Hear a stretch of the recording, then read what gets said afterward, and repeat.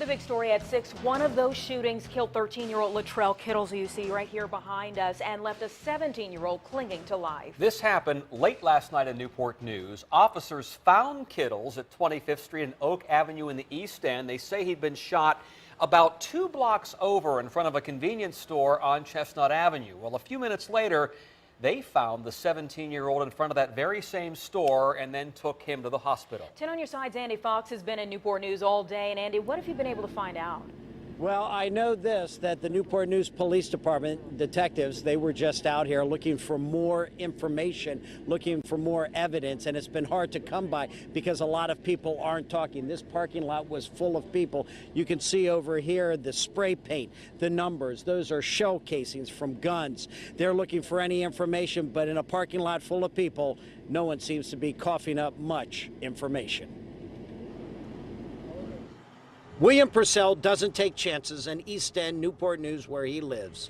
He packs heat, guards, and protects daughter Brianna. For the safety of my daughter, safety of everybody around here be shooting, so just in case. He's walking in front of the Quick Save food store, the one with spray-painted numbers. Each number represents another shot from a gun. A 17-year-old and a 13-year-old shot. 13-year-old Latrell Kittles, wounded, ran 2 blocks, then collapsed here. He would die. Glenda Knighton saw Kittles' mother frantic across the street. She just said that the ambulance need to come right away and get my child. She just kept repeating that over and over and walking back and forth.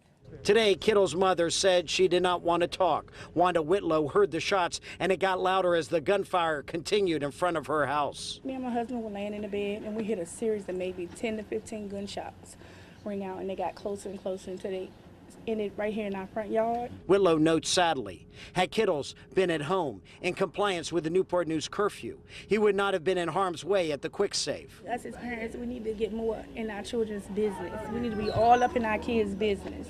Whether that means you search them when they leave out the house or search them when they come in the house. Read their emails, their Facebook.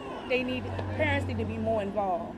The Newport News curfew, all children under 14 must be off the streets after 10 p.m. unless with a parent or a guardian. 13-year-old kid out running around the streets at 10:59. There's no way.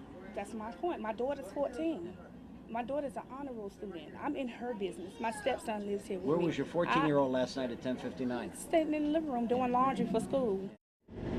And you can see right now the detectives down here, they're working the other side of the street trying to gather more evidence. But as you just heard in that statement right there, this is a story of 2 different families. One family knew exactly where the children were. They're alive today. The other one, a 13-year-old, was out in this parking lot last night late, ended up getting shot and ended up getting killed. But we have all of the detectives down here that have come back out. They are scouring the area. They're trying to find out something because there are a lot of people, I will tell you this firsthand, a lot of people in this parking lot, and all of a sudden no one saw a thing. No one has any information. No one knows anything on how a 13-year-old got gunned down and was killed, beginning here in this parking lot. Police working hard at it. We'll keep you updated on anything new on this story. In Newport News, Andy Fox, 10 on your side.